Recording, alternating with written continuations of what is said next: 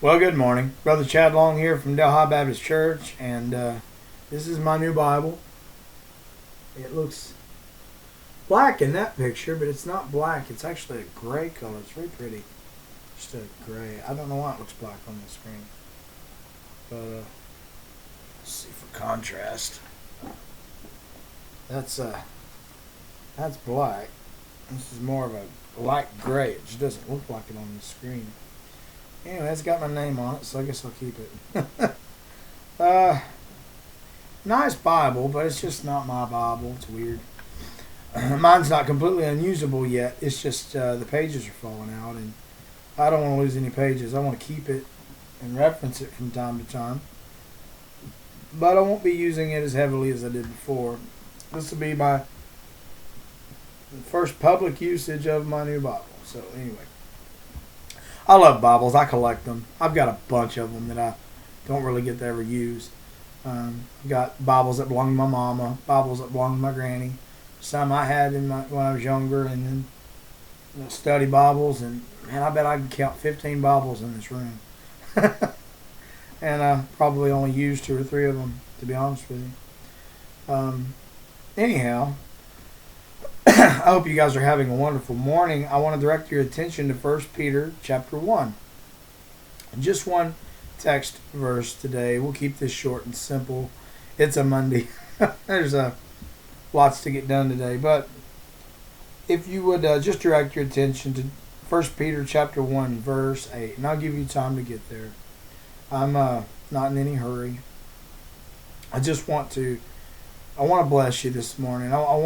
I want you to think about the Lord and just how He loves us, and how unbelievably blessed we are just to have a God who loves us and wants to redeem us. He goes to great lengths to reveal Himself to us and to offer His promise of salvation and redemption and reconciliation, and then just the opportunity to spend eternity with Him. And then not only that, but just being able to commune with Him and walk with Him and talk with Him and live through this life. It's like the old song in the garden, which my wife loves.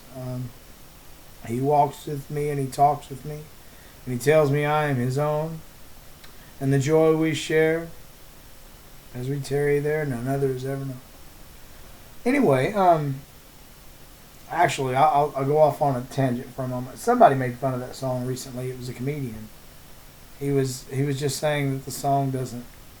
I shouldn't even tell this. Honestly, it's so far off the subject today, but because it says none other has ever known, there's been lots of people that know that feeling of walking with Him and talking with Him. So somebody was making fun of those lyrics, but it doesn't matter. Anyway, I like the song. My wife likes the song.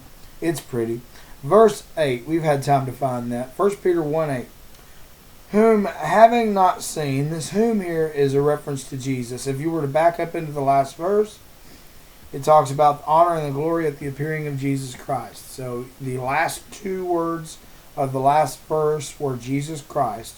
Verse 8 says whom, and that whom is a reference to Him. So you could literally put there Jesus Christ, whom we've not seen, you love, in whom though now you see Him not, yet believing, you rejoice with joy unspeakable and full of glory. And that is the text for this morning's thoughts. I often think about things we believe in we've not seen. I did not see the moon landing. I know that I can Google it and probably find an old video of it, but I didn't see that. I wasn't even alive when it happened. That was in the 60s. I wasn't born until the very late 70s. Elvis Presley. Never saw him in person. I heard his music. I've seen pictures and videos of him. Never saw him in person. He's before my time. I think he died in the early 70s, and again, I was born in the late 70s. There's a great number of things. A great number of things I could mention. But just the idea of believing in something that we've not seen, the best example I can come up with is the wind. I have never seen the wind, and you haven't either. I've seen the evidence of the wind. I've seen its power. I've seen the things that are carried on it, things that are swayed by it, be it leaves or plants. I've watched it make a flag fly, sometimes really, really strongly, and other times not so much. We've seen the power of it in the wind-driven ships. We've harnessed that power with turbines all over the place and windmills. Even in olden times, they used the windmill to pump water. So we recognize its power. We see the evidence of its existence. We know when it's blowing, when it's not. Yet we've never seen it. And the power of the Lord is similar. We don't see Jesus face to face, at least not yet. We don't know what he looks like. The old portraits and pictures notwithstanding, we don't know what he looks like. We know that the Bible tells us that he was very common, very plain. Nothing in his, there was nothing in his looks that would draw you to him. I don't believe he was ugly at all. But there was just nothing extraordinary about the way he looked. What was extraordinary about Jesus is who he was. Sometimes you can be drawn to a person and not really know why. They call it chemistry. But I think we're drawn to people that the Lord wants us to connect with. I think when we feel that old familiar feeling with somebody new, that's something that the Lord puts there for particular folks. Like when I moved here to Delhi. There is a feeling that I have about this place that I've not had since I was a child, and even then only on occasion. And I know it's the Lord showing me where I ought to be. So when I read this verse, whom having not seen you love, I think about the people that I didn't even know that I now know and love so much. Think about the things that God has done for me and the ways that he loved me before I knew who he was. And I do love him now, even though I've never seen him face to face. I love him for the things that I see evidenced, the things he's manifested in my life and in the lives around me, the things he's taught me, the things he's brought me through. Much like the wind, I've felt his presence and known his power the majority of my adult life.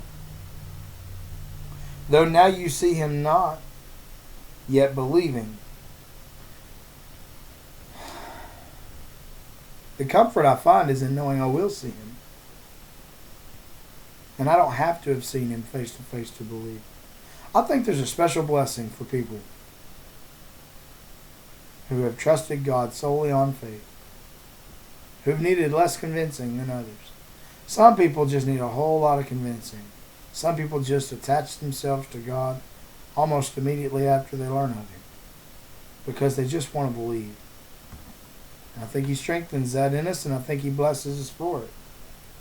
It goes on to say, yet believing you rejoice with joy unspeakable and full of glory. A scoffer might ask, how can you rejoice about something you can't prove?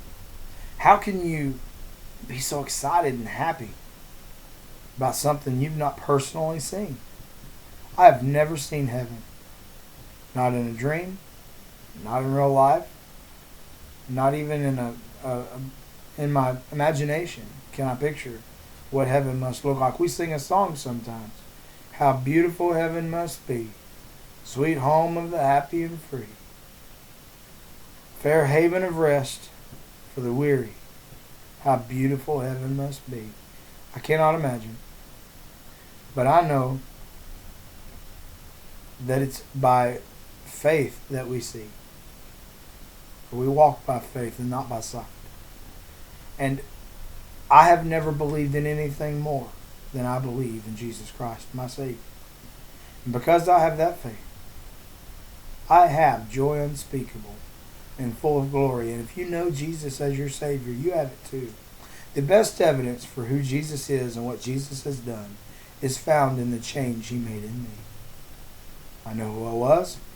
I know what I've done. I know what I'm capable of. But I know that my identity is found now not in me, but in Him, through Him and for Him. If you're like me and that's you, you have something to be excited about. You should have joy unspeakable and full of glory. If you don't know what I'm talking about, friend, you need to meet Jesus. You need to meet my Jesus, my Savior, my Lord and my God, and know Him as your own, so that you too can have joy unspeakable and full of glory. Well, look, I hope that gives you something to think about. If you know Him, it ought to bless your day. If you don't, you need Him to bless your day. And you find that blessing in accepting Him as your Savior. God bless you all.